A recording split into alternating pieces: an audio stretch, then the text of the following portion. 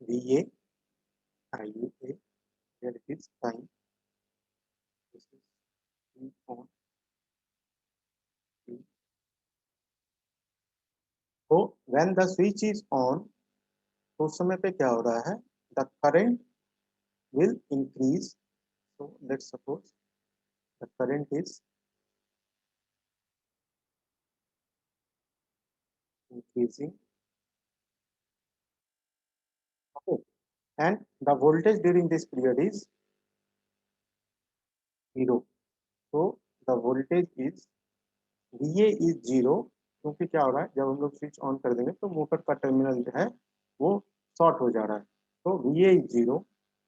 When the switch is off, जब हमारा switch off हो रहा है तो उस समय पे क्या हो रहा है, there will be some terminal voltage,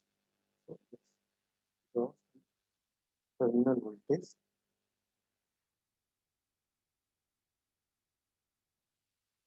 let's take its value as VA, and इस टाइम पे क्या हो रहा है, since inductor is dissipating energy, तो करंट अक्रॉस इंडक्टर क्या होगा, डिक्रीज करेगा, ठीक है. Let's take this value as IA1, this as IA2, ठीक है. तो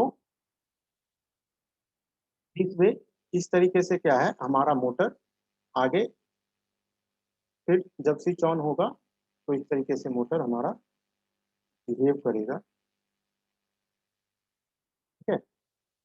इस तरीके से उसमें वोल्टेज और करंट चेंज आएंगे, ठीक है. तो हमें क्या निकालना है इसमें, हमें निकालना है energy consumed by this resistor RB, ठीक है. So we have to find the energy. हाँ बोलो.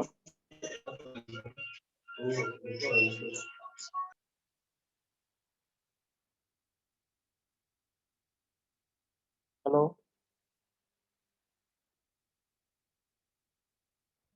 तो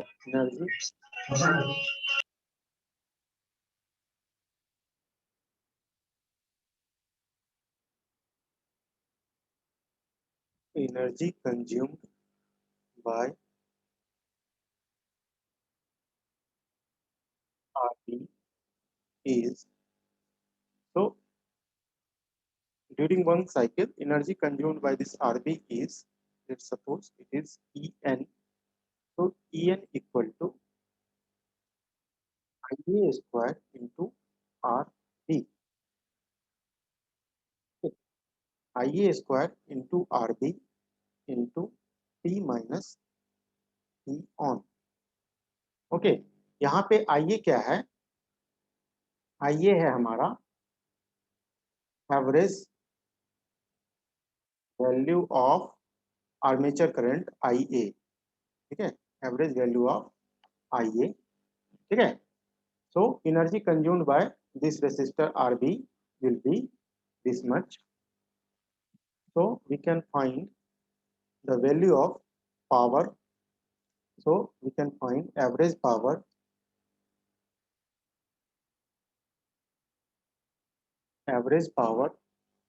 consumed by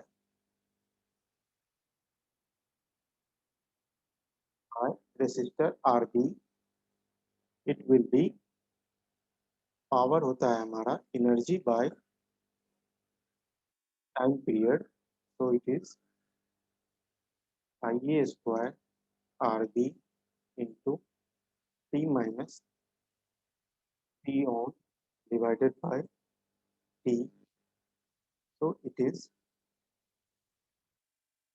Ia square RB into 1 minus T on by T. So T on by T is our duty ratio. So 1 minus delta, ठीक है. तो यहां से हम लोग effective value of this braking resistance निकाल सकते हैं. तो the effective value of effective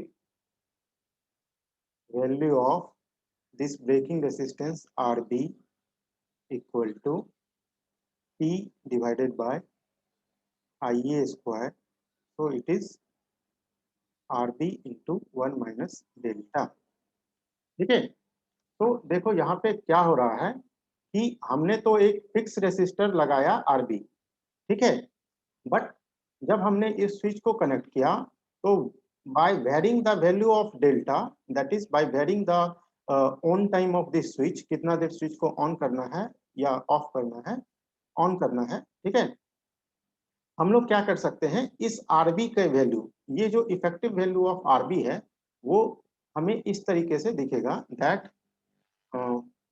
this is connected something like,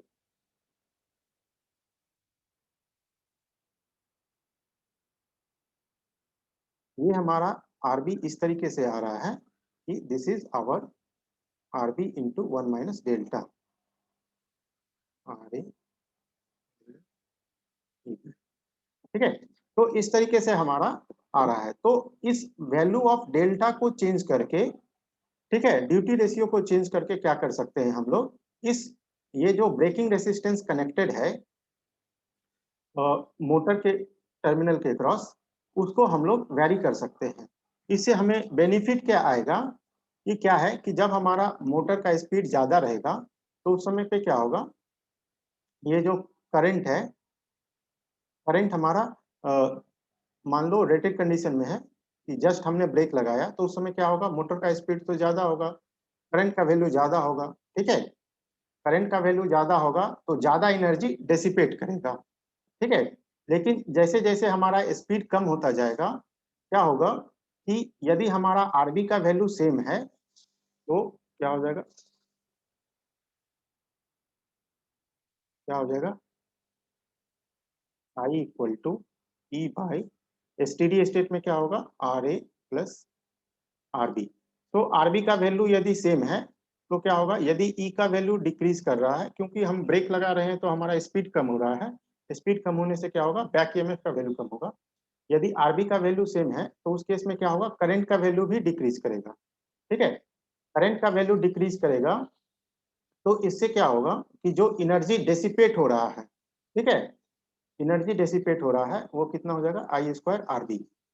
जो एनर्जी डेसिपेट हो रहा है सिंस करंट का वैल्यू डिक्रीज कर रहा है तो ये जो रेट ऑफ, ये जो एनर्जी डेसिपेट हो रहा है इसका भी वैल्यू डिक्रीज करेगा, ठीक है, और मोटर कब तक स्टैंड स्टिल में नहीं आएगा, जब तक कि इसके अंदर जितना भी एनर्जी स्टोर्ड है वो सब का सब डेसिपेट ना हो जाए, ठीक है, तो यदि इसका वैल्यू डिक्रीज कर रहा है तो क्या होगा कि ज्यादा टाइम लगेगा इस मोटर को स्टॉप करने में, ठीक है, लेकिन जब हम लोग एक चॉपर लगा देते हैं तो क्या हो जाता है, यही इक्वेशन चेंज हो जाता है, E by RA plus RB into 1 minus delta. तो यहाँ पे हम लोग क्या करते हैं कि जैसे जैसे हमारा E का वैल्यू डिक्रीज कर रहा है उसी के कोरस्पॉन्डिंग हम लोग डेल्टा के वैल्यू को भी इस तरीके से चेंज करते हैं कि जो हमारा करंट है वो हमारा हमेशा करंट हमारा रेटेड वैल्यू ही रहता है, ठीक है, यदि करंट का वैल्यू हमारा रेटेड वैल्यू है तो उस केस में क्या होगा, IA स्क्वायर RB का वैल्यू सेम रहेगा, ठीक है, यदि ज्यादा डेसिपेट हो रहा है तो उस केस में क्या होगा, मोटर हमारा जल्दी रुक जाएगा, ठीक है, ये चीज समझ में आया।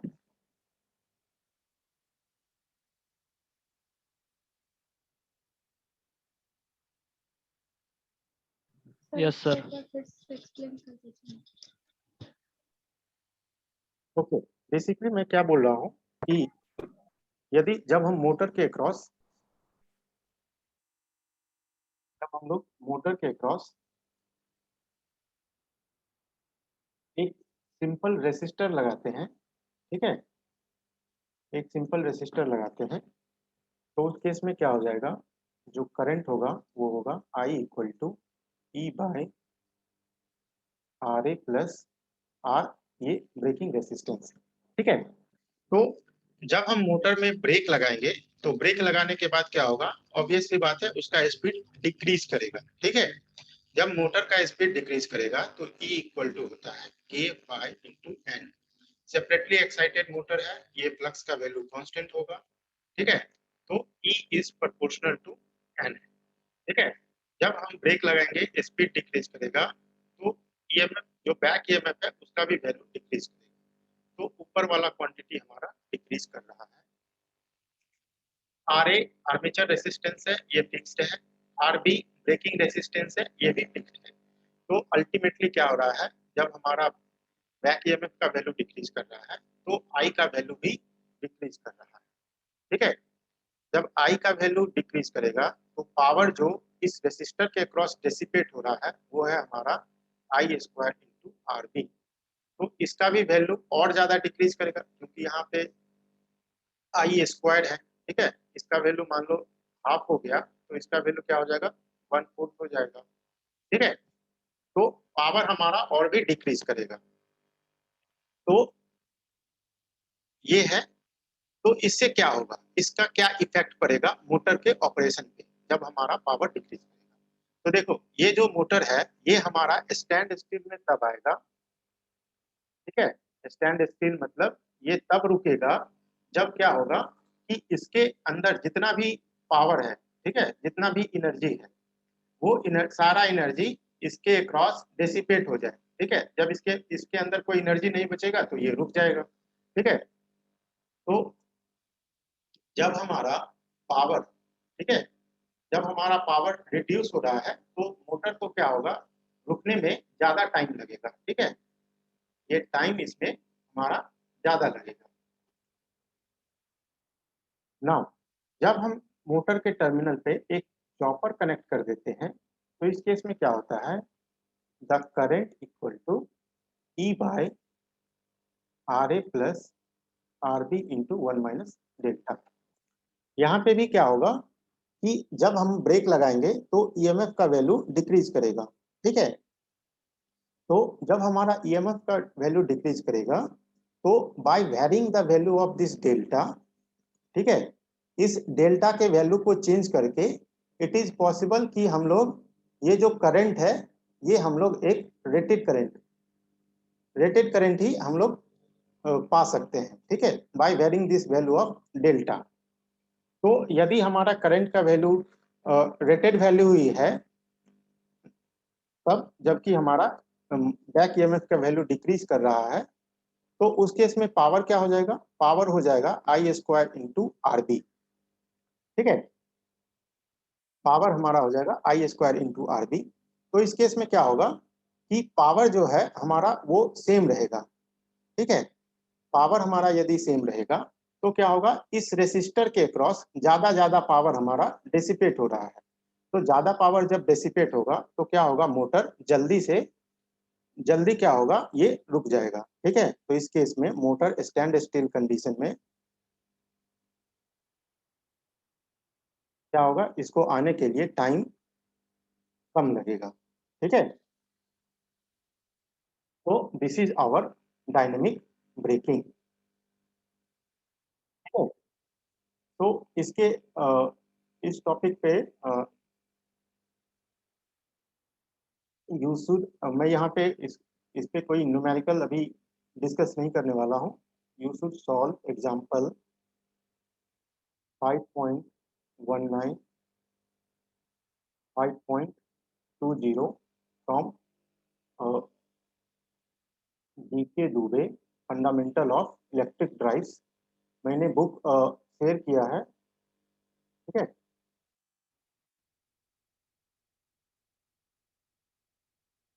फंडामेंटल्स ऑफ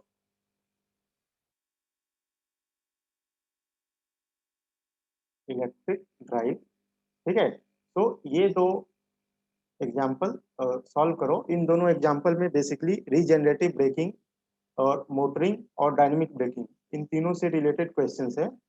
इनको सॉल्व करो और इसमें कोई यदि डाउट आता है तो उसको हम लोग नेक्स्ट क्लास में डिस्कस करेंगे। It is on page 1 to 6, ठीक है।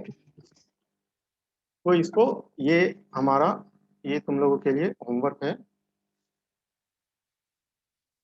ना। द नेक्स्ट टॉपिक इज अभी तक हम लोगों ने सेपरेटली एक्साइटेड डीसी मोटर के स्पीड कंट्रोल, उसका रीजनरेटिव ब्रेकिंग और डायनेमिक ब्रेकिंग के बारे में पढ़ा है। नेक्स्ट जो टॉपिक है वो हमारा है motoring control of series motor. Series motor के केस में क्या करेंगे? तो next topic is motoring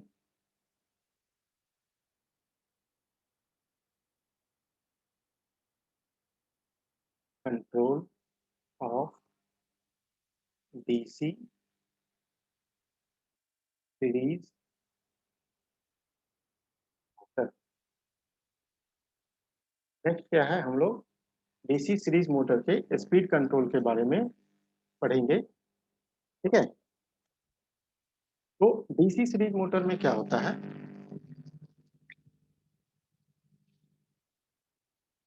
circuit will be something like,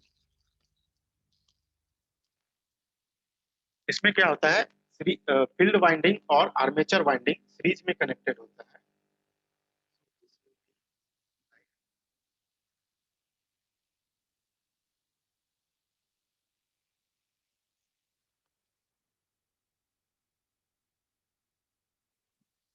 this is our field winding, this is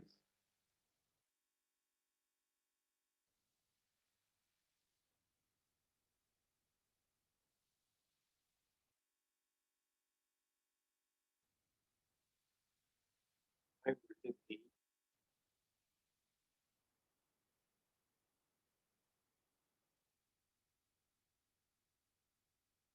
ये सपोज करो field winding R F is constant is resistance and there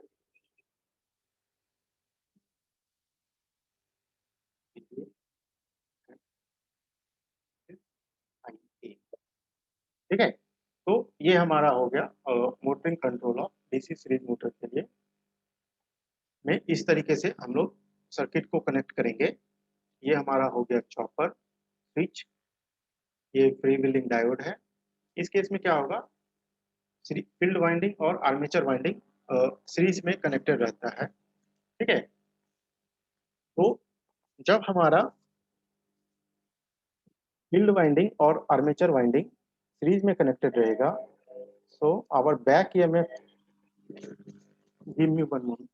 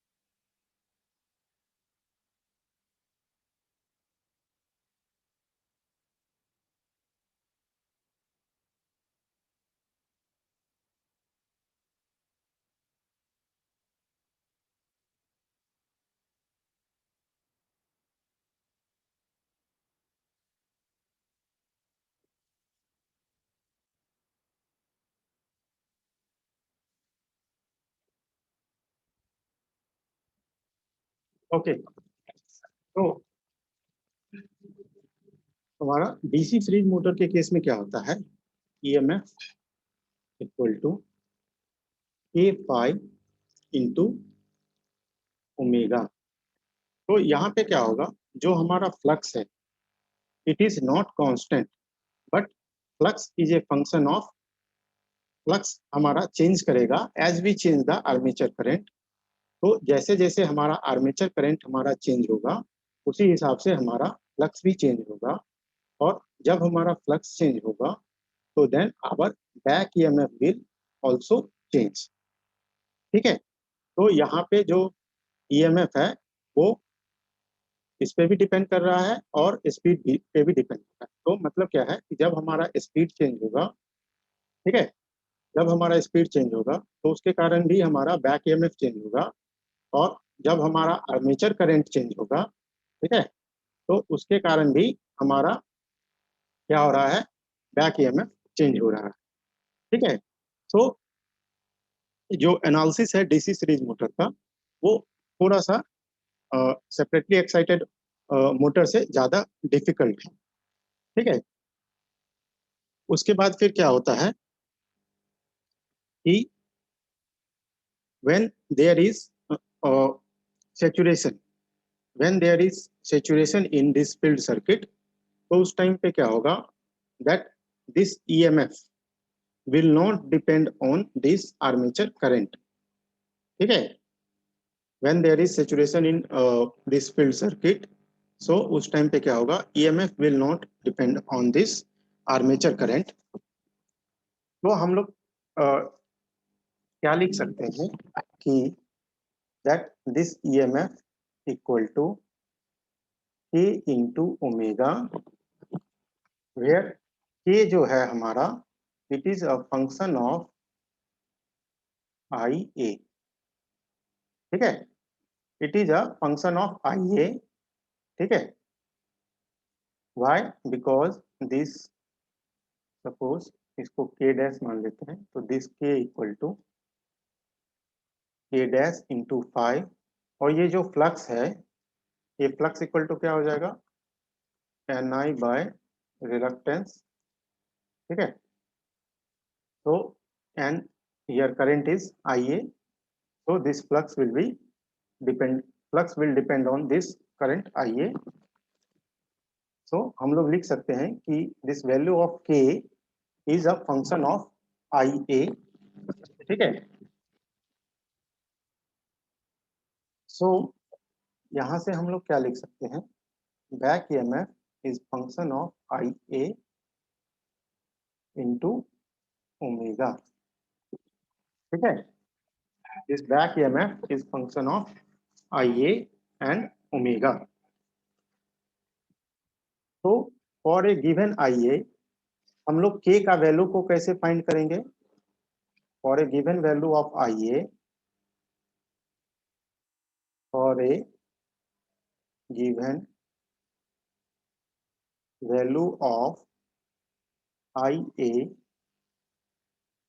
K का value को हम लोग किस तरीके से फाइंड करेंगे, तो for a given value of IA the value of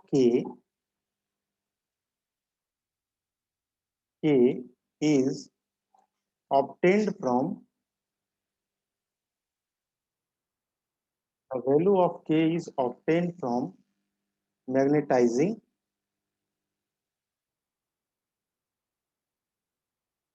characteristic. ठीक है।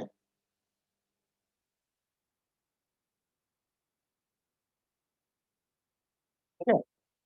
For a given value of IA, K का वैल्यू हम लोग मैग्नेटाइजिंग कैरेक्टरिस्टिक से फाइंड करते हैं। कैसे फाइंड करेंगे, वी विल सी जब हम लोग एक न्यूमेरिकल को डिस्कस करेंगे। ठीक है। तो मैग्नेटाइजिंग कैरेक्टरिस्टिक कैसे ड्रॉ करते हैं, बताओ।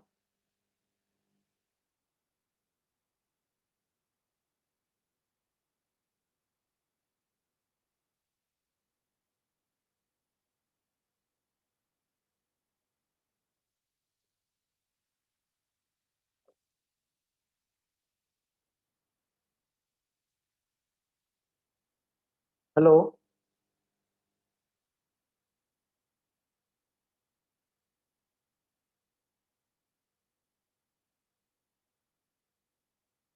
Okay. Yes, sir. So we will do the steady state analysis of this circuit.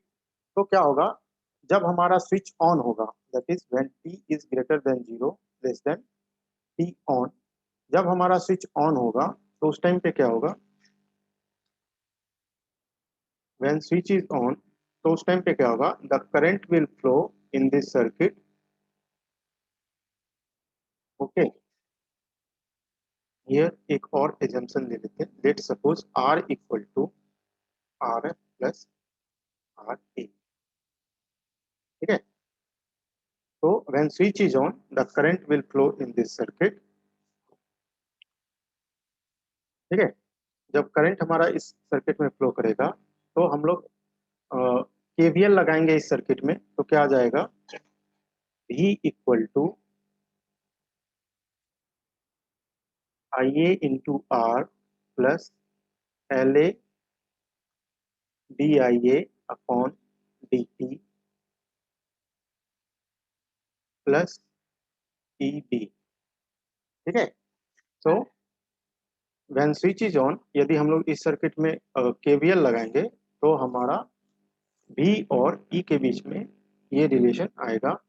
ठीक है, तो यहाँ से हम लोग क्या लिख सकते हैं, V equal to IA into R plus LA DIA upon DT plus this E is function of this IA and omega, तो हम लोग इसको लिख सकते हैं this is function of IA and omega.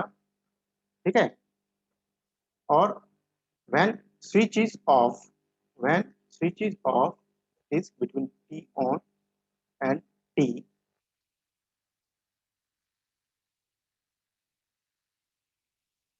उस टाइम पे क्या होगा, current will prevail, current will flow in this circuit. ठीक है, जब करंट हमारा इस सर्किट में फ्लो करेगा तो इस सर्किट में यदि हम लोग केवीएल लगाएंगे तो क्या हो जाएगा, IA into R plus LA DIA by DT equal to minus E। ठीक है, इक्वल टू माइनस ई, और हम लोग इसको लिख सकते हैं, ई को इस साइड लेके आएंगे तो लिख सकते हैं प्लस ई इक्वल टू 0। तो यहाँ पे भी ई का वैल्यू यदि हम लोग ये वाला वैल्यू पुट करें, because E depend, E is a function of this current I A, तो क्या लिख सकते हैं, I A into R plus L A D I A upon D T plus F into I A two omega, it is equal to 0। So जब हमारा switch on होगा तो this will be the, जब हम लोग इस circuit में KVL लगाएंगे तो हमें ये एक डिफरेंशियल इक्वेशन मिलता है, और जब हमारा स्विच ऑफ होगा तो ये इक्वेशन मिलता है। दीज टू डिफरेंशियल इक्वेशन, ये जो इक्वेशन है ये हमारा लीनियर डिफरेंशियल इक्वेशन नहीं है। ठीक है, why, because of presence of this term, इस टर्म के होने के कारण क्या है कि जो ये हमारा इक्वेशन है ये एक लीनियर डिफरेंशियल इक्वेशन नहीं है, ये क्या है, हमारा non linear, non linear differential equation है। ठीक है, तो नॉन लीनियर डिफरेंशियल इक्वेशन को हम लोग किस तरीके से सॉल्व करेंगे,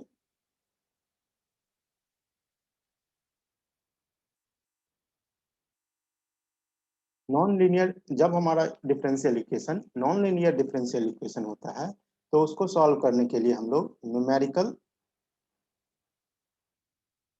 मेथड, उसको सॉल्व करने के लिए हम लोग न्यूमेरिकल मेथड का यूज करते हैं। ठीक है, तो इस इक्वेशन को सॉल्व करने के लिए हम लोग न्यूमेरिकल मेथड का यूज करेंगे। ठीक है ना,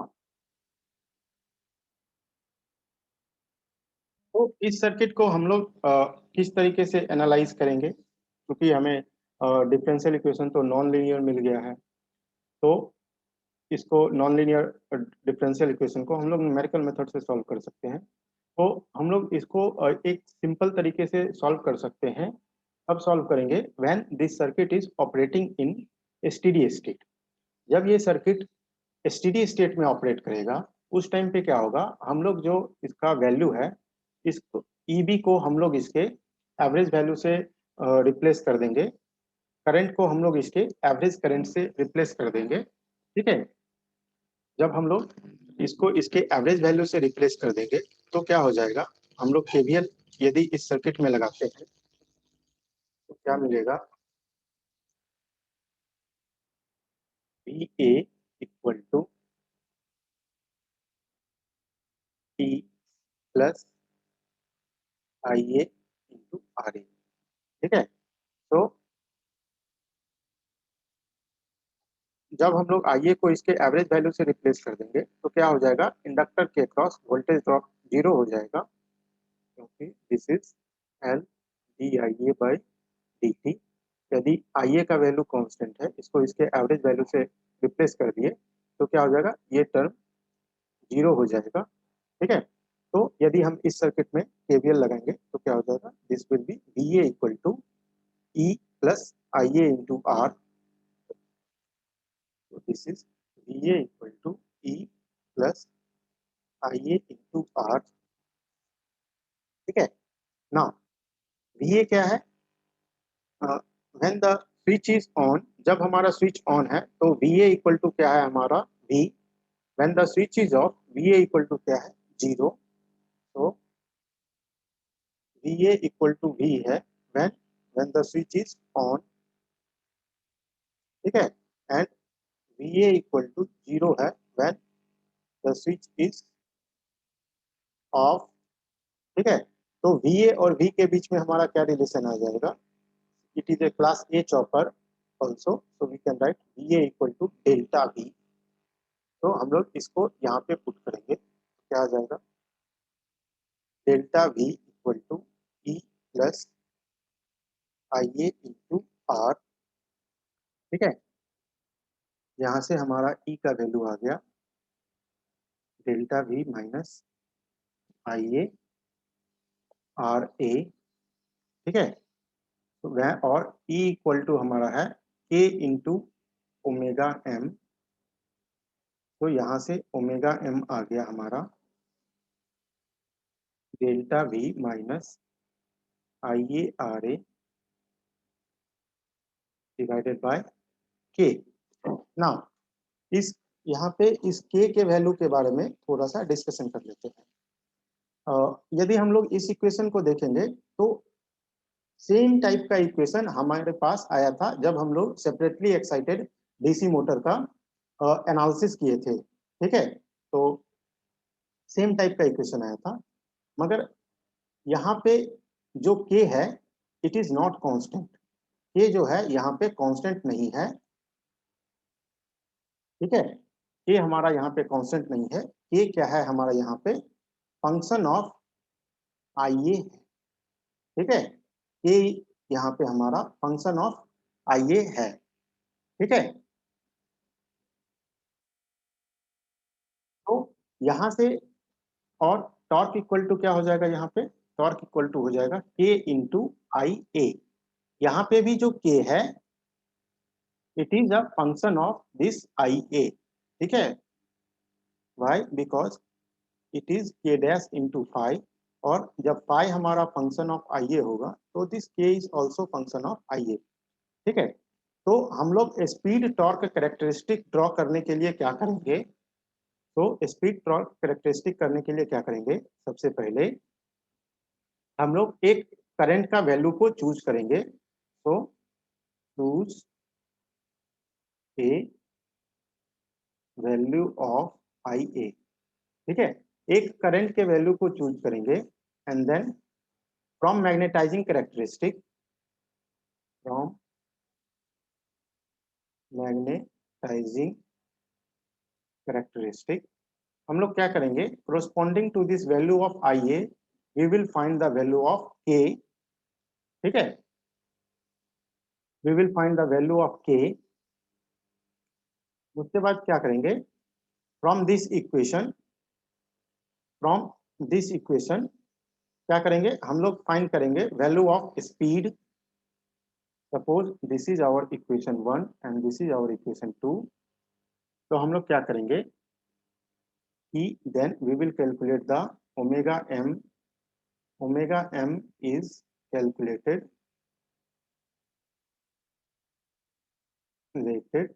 using इक्वेशन 1। इस इक्वेशन का यूज करके हम लोग स्पीड का वैल्यू को कैलकुलेट करेंगे एंड टॉर्क का वैल्यू हम लोग कैलकुलेट करेंगे using this equation. And torque is calculated using equation 2। ठीक है, उसके बाद फिर हम लोग टॉर्क का इक्वेशन को, टॉर्क के वैल्यू को कैलकुलेट करेंगे। Once we get the value of torque and speed we will plot it.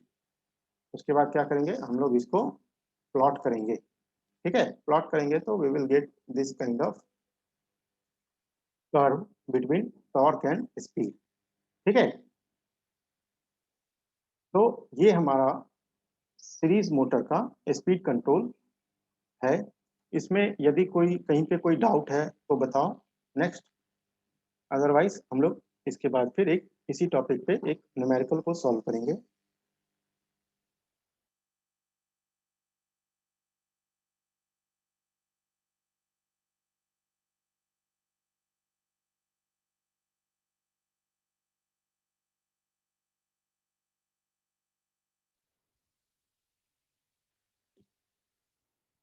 Hello,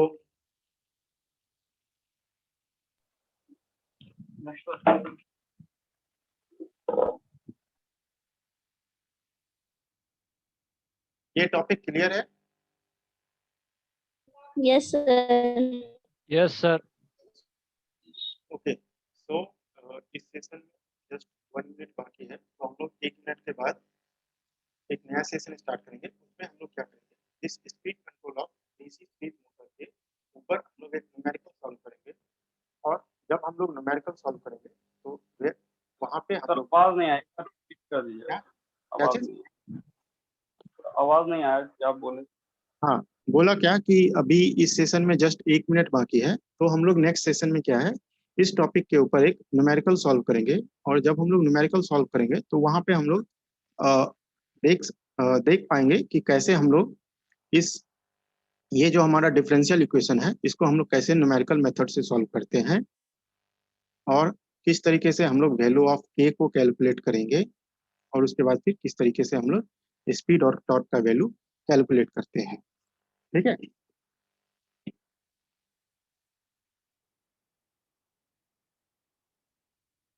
mean भाई इसमें यदि कोई डाउट है तो बताओ।